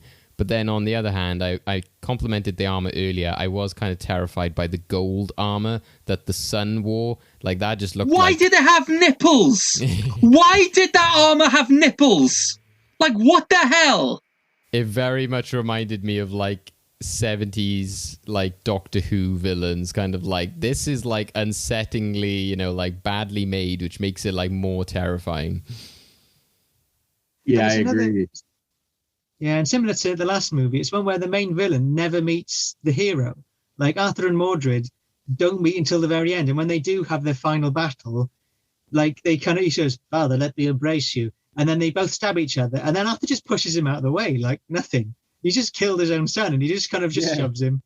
He's like, "Bugger off! Now I'm going to deal." He's more concerned about his sword. It's weird actually because at least in this film he's got the connection to who this person is. But I think the real villains, or the real sort of battle, is between Merlin and Morgana, isn't it? Yeah, the most interesting drama is really, yeah. And Merlin manages to kind of come back by the end, which works quite well, I think. Say as well about this in comparison to Arthur, King Arthur, is that you had all that money. Lord of the Rings had been created, Gladiator had been created. They could not make a good battle scene. This film just pumps in a lot of smoke, puts a lot of trees, and then has people like just hitting each other with swords. And that seems to kill it. And it's better by a factor of 100. It's so much better. It's because it's character driven. Like every one of the battles, there's a character trying to achieve something and like expressing themselves. So I think the best bit in the movie is, we said earlier, when he gets made king and knighted in the moat. Like that whole battle sequence is about him trying to rescue his friend and prove that he's king, and it, you know, it's character driven action. Whereas in King Arthur 2004, it's just arbitrary. There's a load of faceless people coming through a door. I suppose you better fight them for a while. Like there's that's the difference. I do have one specific question which is sort of buggy, which did sort of bug me a little bit. Just because obviously a lot of this story was basically just focusing on like the vast majority of the prominent stories of King Arthur. Why did they choose to call it Excalibur? Yeah, I was thinking this too. Yeah, well, you've got to call it something, I suppose. But yeah, I mean, it's not like, you know, they would be limited, you know, the story about like King Arthur. Yeah, you could just call it King Arthur or The Legend of King Arthur, and it's the same. I mean, Excalibur is punchy. I think it needs an exclamation mark and a few musical numbers, but yeah, I think it kind of is about the sword, I guess, too. Well, the sword is the main character. The challenge is there's so many early movies. So there's already a Knights of the Round Table in 1950 something, another one where they push over Stonehenge, and there's a Camelot, which is the musical version. So yeah, there are already. I think they're probably looking at all the movies made already, and it's probably just that the name Excalibur hadn't already been taken, so they had to go for it. And I think it fits with that kind of as well, like 80s like action stuff of like, you know, Conan, you know, and like Willow, you know, it's very much of that kind of like heroic, you know, Flash Gordon, legend, you know, it's the kind of put in the emphasis on like the treasured item or the hero, etc. And I kind of did like that by the end as well, of when he was just like, you know, leave the sword for somebody else to find and all this kind of stuff. And I was like, man, we really could do with that right now. Maybe like, can somebody please find this sword like in 2021? Like I kind of like, this film did make me believe that sword could potentially still be out there in a lake somewhere, and we need somebody to find it. That's what my political campaign is going to be based on, is I have the magic sword. Vote for me. I was actually impressed by that bit at the end, because I thought that they would skip it for time, because that was always one of my favorite parts of like Arthurian legend when I was a kid, when he was like dead or when he was dying, and he gave the Percival took the sword from him and then pretended to throw it away, and then he knew, because he didn't know obviously about the lady in the lake. And I was just quite pleased as an Arthur nerd that was included in this. Yeah, a lot of those inclusions do work really well when they actually include the genuine, like, from a kind of a literary point of view, a lot of this movie is lifted directly from the literature. So particularly Uther's story at the beginning, which is really the compelling thing that drives Arthur, the fact that his entire right to be king is based on his dad. But his dad's an absolute villain. Like, he's a rapist. So his entire ego is based on this horrible crime, which is what helps temper his character and make him wiser. But that's something very similar in a lot of mythological characters, these ideas of, inheritance and how it's not always that great and stuff like that. Well, it's historical as well, isn't it? Because it's basically the story of Alexander the Great, too. Yeah, well, I mean, I think loads of kings. And similar to dad who set up the basics for him, and also his dad was a prick. And as a result of it, Arthur or Alexander the Great went on to do amazing things. And Sigurd the Dragon Slayer is very similar to Arthur as a figure whose dad was a absolute knob, and so Sigurd has to sort of, it's very it's Oedipal as well. The whole thing is very Freudian. Yeah. In that, Arthur, his dad is an absolute villain. He sleeps with in most of the stories, it's his auntie he sleeps with. In this one, it's his sister. But then he gets murdered by his own son, who, in most of the stories, his son Mordred marries Guinevere at the end as well. He forces it to. So he kind of marries his stepmother and murders his own dad. So, which was one of the things that makes it so compelling as a story. And in this movie, one of the reasons, the bit that is really disappointing is where that relationship between the father and son is so completely ignored. And he literally just shoves him out the way at the end. This really compelling idea is just completely dropped at the wayside. I guess that's the big challenge in making Arthur movies, is so much to put in. You can't make one movie that covers it all in one go. I did appreciate that they had like the Merlin and Arthur bond there in some ways, like almost that was like a father and son relationship, because often it's painted as like, oh, Merlin is like his go-to guy, like his sort of magical assistant. But here again, it was that kind of like Dumbledore and Harry and Gandalf and Frodo sort of relationship of like, a father figure, but also the kind of like adoptive father, because obviously he sort of like takes him as a child and all that kind of stuff. But I also appreciated that there was that element of the supernatural with Merlin as well. It wasn't just like, oh, I'm a wizard, who's just learned this stuff. There was like that stuff which, from what I understand, goes into the kind of legends of Merlin, and of like he's from a different time and a different world, and he's experienced all these different things, which is why he's so weird, and it brings in a lot of the weird supernatural elements and the weird dialogue he has, which is, fun when he's talking to like Morgana of like, what is that root? What is this? And he has his, like you said, Matt, getting trapped in a crystal and all that kind of stuff. It was like the more elaborate elements, which often they'll shy away from. But I enjoyed that, and I thought it was quite a good pivotal moment at the end where he was like, Merlin, if you could only come to me now, and like when he like arrived at the end, etc. It's like, I was like, okay, you've built this up well. One of the things I think I would like to see based on this film is a reimagining of Mordred. I've never ever seen anything about him, and one of the things about a lot of Arthurian TV shows and Arthurian kind of books or stories or whatever is he doesn't come along until so much later that he's often just completely ignored. And you've got like, Morgan Le Fay, you've got Merlin, and then like, I guess Mordred ends up being the big bad in it all. But I would love to see a reimagining or a reappreciation of him, because like he's got a pretty messed up storyline, hasn't he? Yeah. He's sort of book, the Once and Future King by T.H. White, which is what The Sword in the Stone, the Disney movie, is based on, the beginning of it. But that book has a really, really interesting, totally bananas interpretation of Mordred. But there's a full book dedicated to Mordred, kind of as a character, as a very human character interacting. Although that book, it was written during, the Second World War was on, and T.H. White fled to Ireland. And so he turns Mordred into literally the leader of the Nazi party. And he has this weird thing with time where now it's the modern day, and all of Mordred's goons are like walking around in black shirts. And that goes really, really bananas by the end. But that's, I think, one of the most successful versions of him as an actual human character, where he sort of has this real belief in Arthur's court and the idea of justice. And so when he finds out about this, the affair that Lancelot and Guinevere had, he's like really furious about it, because he thinks that Lancelot is a hypocrite, sort of thing. But he is a hypocrite. So there's a lot of really interesting character in that story, absolutely.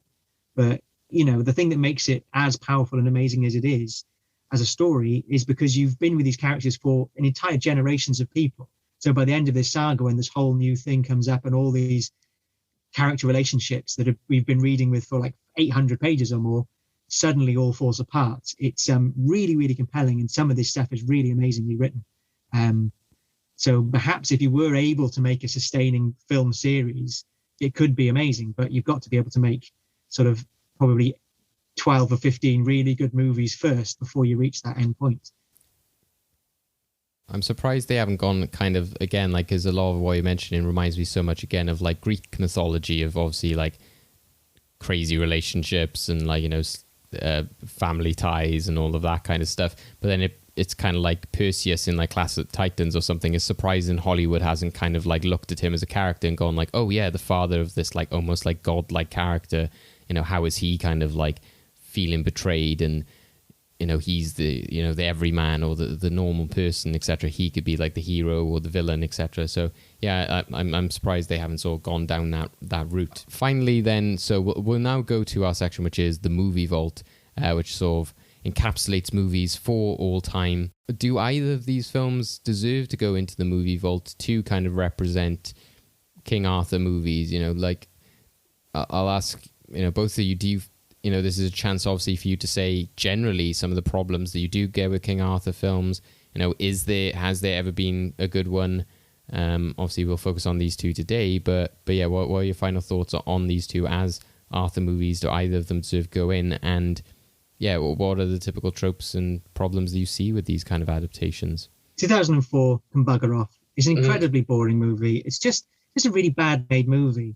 I think one of the challenges we see with a lot of these is just the challenge of making these sort of medieval epics. I think it's just a really difficult production job. And so no matter what you're trying, it's only going to be every now and again you actually succeed in making a decent movie. But even in that sense, it's a rubbish movie with no point.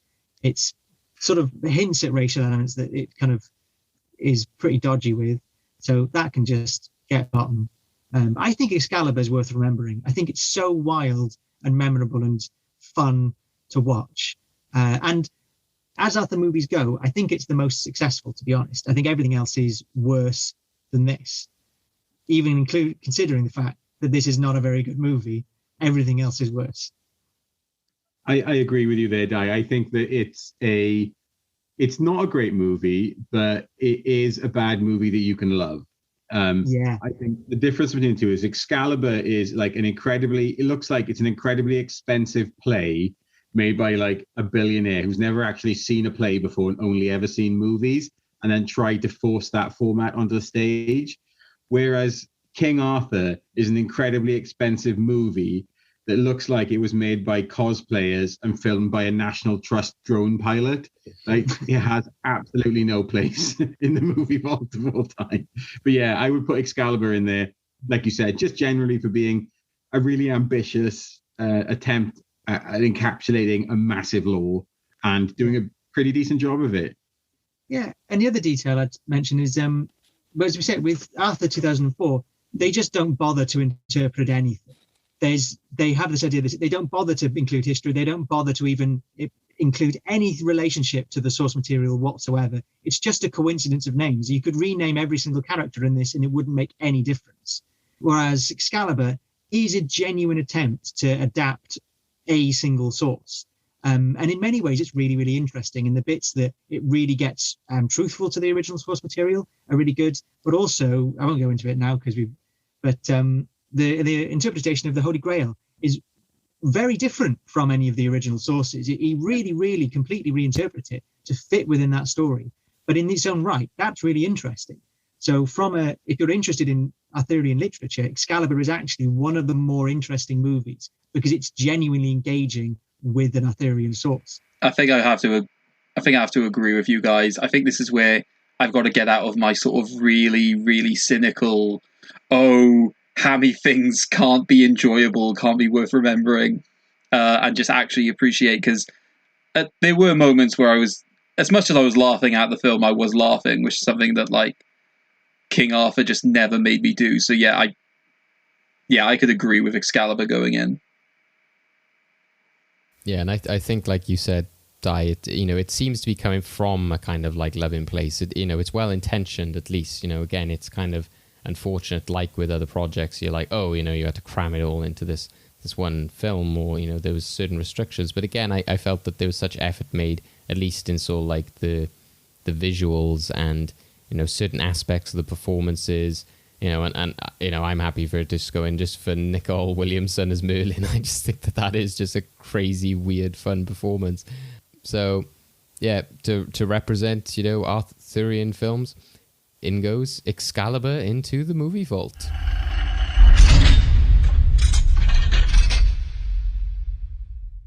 We're in the end game now. It's so annoying. Okay, end game time. So this is a loving game I like to call... it's something in Old English. I don't know. Basically, one thing we haven't talked about with the Arthurian legends is that obviously the way in which they're often told early on. Obviously, we haven't gotten into the actual language of any of these stories. So I wanted to bring a little bit of that to this podcast, because I'm a sadist. What I've basically done is I've taken a series of film titles and I've translated them into Old English.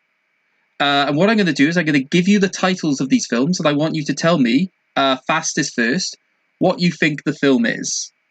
So I got a list of films from a website, which is how many of these random films have you seen? It's like one of those challenge lists. I put them through a relatively dodgy translator, so not all of the words have been translated, but then again, there are going to be some words and like some names that don't have Old English equivalents, because I'm pretty sure that they wouldn't have had things for like, a MacBook, for example. And what I want you to do is, once I've given you the title, I want you to basically, by saying your name as quickly as you can, as your buzzer, to basically tell me what you think the film is. So, can we instead use a line of dialogue from an Arthurian film as our buzzers? If you can make them equivalent length, because I just want to say it's only a model. Okay, so Matt wants to say it's only a model. Di, what are you going to say? Well, I'm going to put my cards on the table and say I should win this game, because I have just been reading the whole of Gawain and the Green Knight in Middle English. Okay. So I'm going to say bonk, which is the Middle English for horse. Okay. So Gawain ride around on a bonk. Okay, Matt, are you okay with that? I am. Right. So let's practice your buzzers. Matt. It's only a model.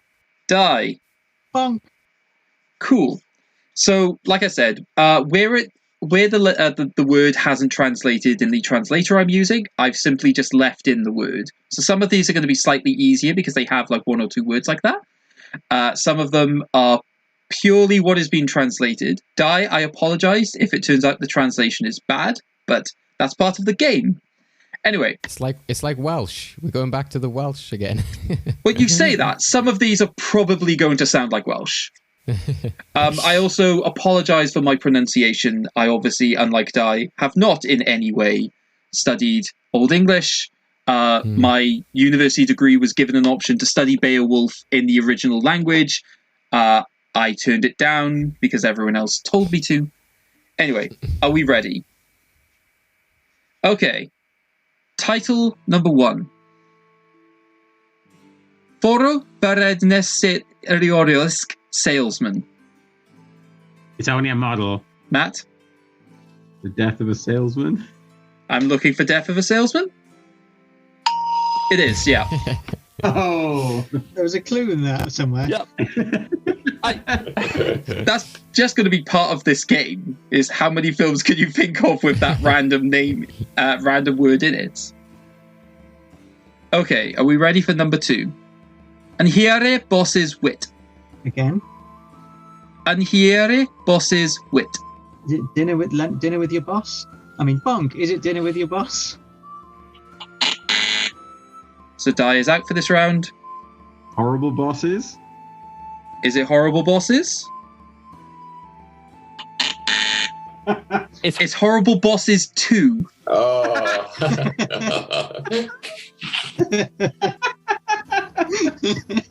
Oh, that's funny. Okay. You might want to be quick off the mark with this next one. Are you ready? Yes. Yeah. 2012. Bonk. Die. 2012. Oh. It's 2012. Are we ready for number 4? Yeah. Stem Siorlisk Ides. Stem Siorlisk Ides. Or Ides. Blanc, is it? Die. An Ides of March film? Say that again? The Ides of March. Is that a film? It's not that. I was thinking of Ides. Stem to your leg. Edith. Ides, yeah. God. Pass. Okay. It's Scent of a Woman. Why scent is turned into stem, I don't know. Or steam. Okay. This is hard. Yep, this is one of the most difficult be thankful. Originally, this was going to be movie speeches in Old English. I quickly gave up on that idea. Anyway, number 5. The Good Modwellig Mr. Ripley. It's only a model. Matt? The Good, the Bad, and the Ugly. It's not that. Die. Is it the talented Mr. Ripley? It's the talented Mr. Ripley. Yep, because Mr. and Ripley didn't translate. Surely it would be like Jarl Ripley or something. You'd think, but it constantly changed every time I put words into it. Okay, number 6 is coming up. This is also where the translator just blatantly gave up. So are you ready? Yeah. Dimf baem binta of twi prefix with meaning kitties. Dimf baem binta of twi prefix with meaning kitties. It's so weird. I will say, meaning. yeah. Basically, it gave up, so it was just like I don't know. It just took out What's the meaning? this. That's not part of the film title. I don't know why it put that in. I will say there is a name that goes at the beginning of this film that I've taken out because I think it makes it a bit too obvious. If you don't get it in 5 seconds, I'll say what the name at the beginning of the film is. It's only a model. Matt? Is it Cats? It's not Cats, but you are sort of on the right line. Di, any advances? Or would you like to hear the name that goes at the beginning of the film? Yeah, go on. Let's have the name. So the name that goes at the beginning of this film is Garfield. Oh, Garfield, A Tale of Two Kitties.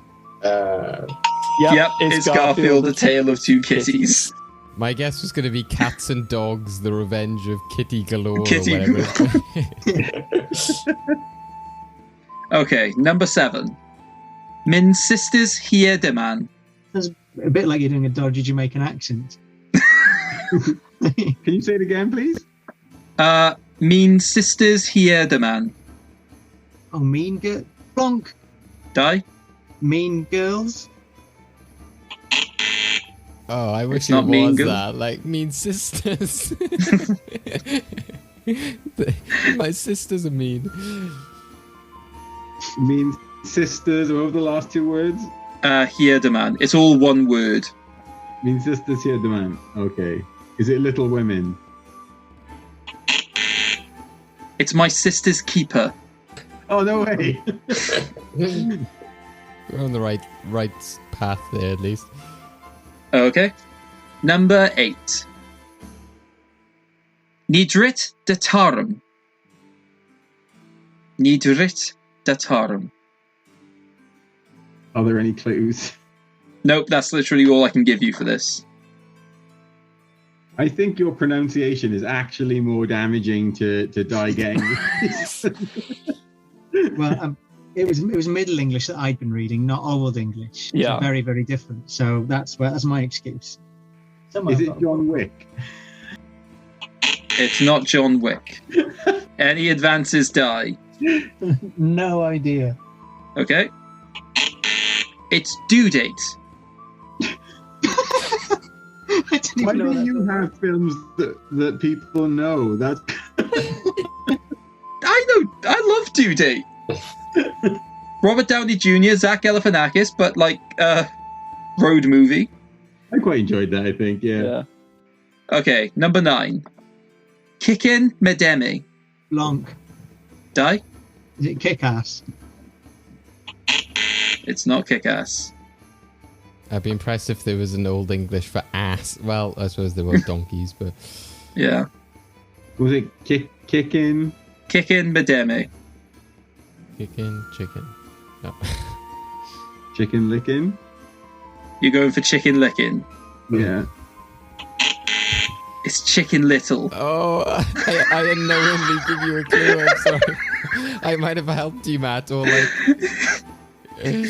Okay, the next one I think is quite obvious, so get ready.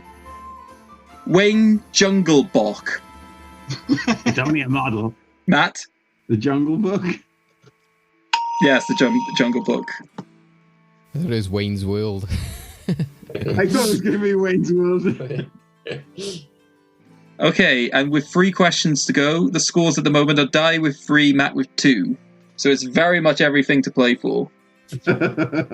Okay, number 11. Huede Milite. Huede Milite. It's so tough to guess something that doesn't have, like, a Latinate background. Mm-hmm. Yeah, unless military has something to do with military. I'm trying to think of names that have, like, military in them. I was trying to think of like dates or something. I was just thinking mill, like, you know, like with the 2 or like million or something. I was like, I can give you a clue. One of those sort of inspirations is sort of correct. yeah. So it's either something to do with military or things within the military, or it's about dates. Blanc. Die? Warhorse. Is it Warhorse? No. Battleships?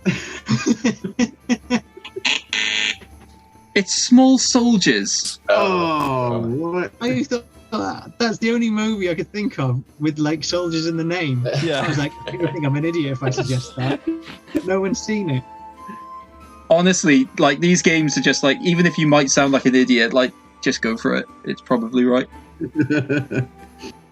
Okay, next one. James Tedugo Deers. Blanc. Die? Is it James and the Giant Peach? It's James and the Giant's Peach. Okay, and now we come to number 13, and this is my favourite title of the bunch. And if you get this, you will have my eternal respect. Number 13, Glom.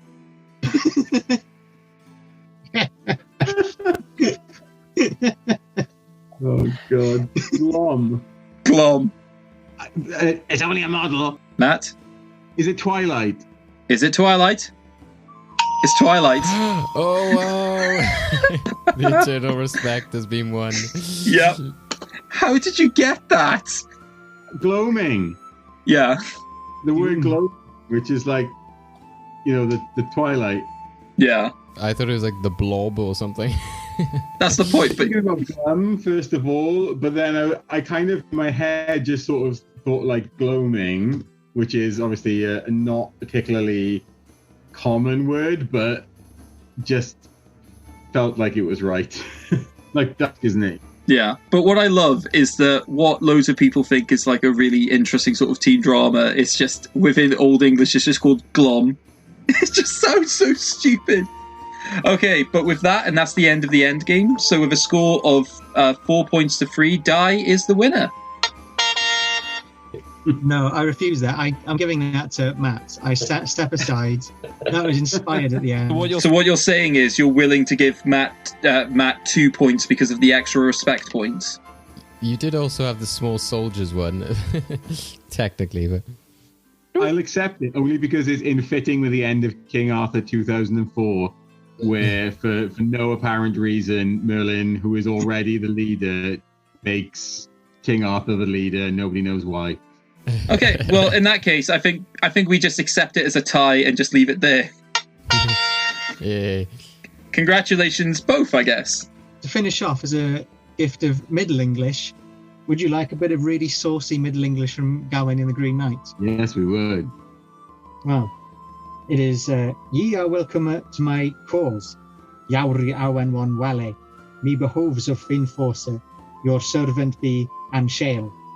Which means, you are welcome to my body. To choose at your own pleasure, I am behoven to your fine force. Your servant I shall be. Ooh. So, says the lady, creeps into bed with Gawain and says, you're welcome to my body. They were a bunch of randy bastards in the medieval. Oh, yeah. Yeah, that was the one bit they didn't leave out of the King Arthur film, where just Keira Knightley's like, yeah, I'm going to sleep with you now. It's like, okay. But Just out of nowhere. yeah. Well, I suppose it's in Excalibur as well, where literally, like, Merlin is just He spending the wages entire- war to screw a woman. Yeah, like, I a just... Merlin just keeps complaining about it, like, all of this was created from lust. I brought the dragon's breath for your lust. I was like, just say it. He's horny. But he keeps saying lust. But yeah, thank you guys. Well done to both of you for getting points and eternal respect. It's been fun as always. And yeah, well done obviously to Excalibur for getting into the movie vault. Matt, where can we find yourself? Obviously, a chance for you to plug all the great stuff you were talking about earlier as well in terms of the projects you're working on. Where can we catch you? Where's the wedding? What's the address? We'll be there. No, I'm joking. So at the moment, my sort of main sort of podcast outlet is The Measure of a Fan, which is a Star Trek podcast in which two Star Trek nerds and a Star Trek noob watch all of Star chronologically.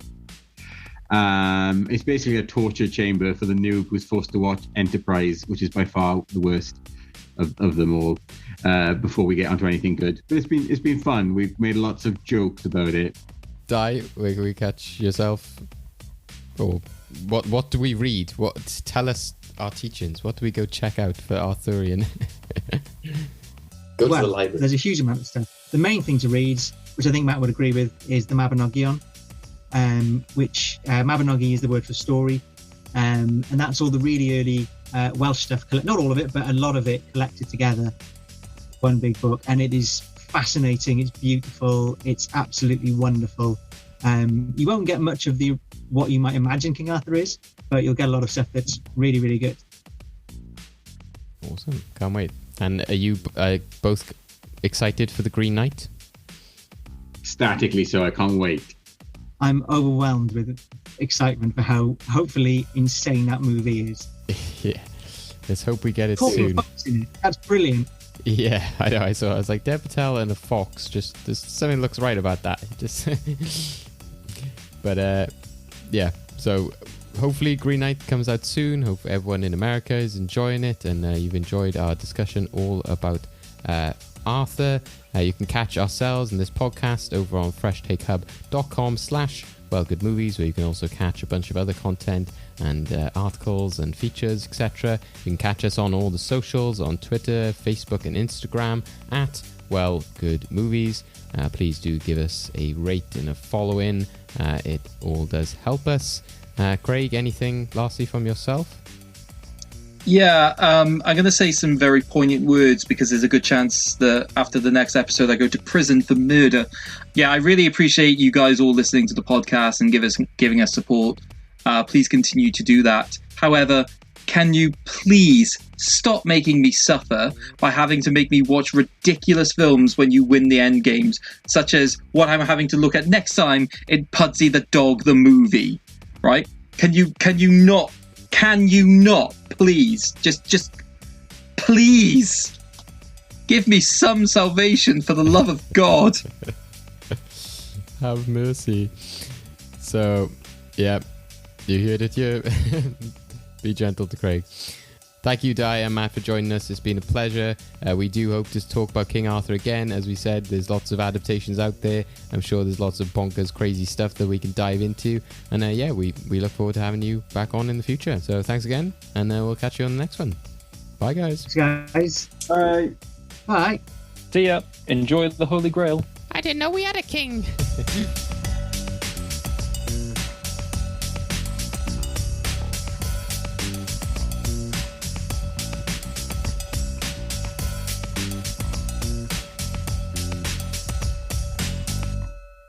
You're going for chicken licking.